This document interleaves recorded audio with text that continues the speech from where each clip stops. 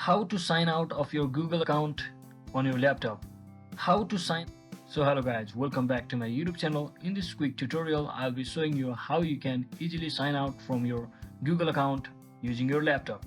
So first thing, simply head over to your Google browser and just log into your Gmail or Gmail account. So once you log into your Gmail account, as you can see, you will have successfully logged into your account just like this. And to sign out from your account, all you have to do is just click on your profile icon at the top right, and as you can see, there is an option called sign out.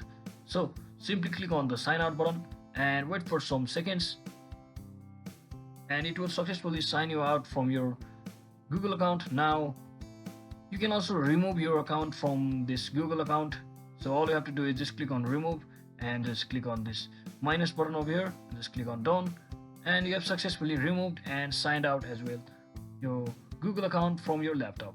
So hope this video was helpful guys. If it was, don't forget to subscribe to the channel. See you on the next one.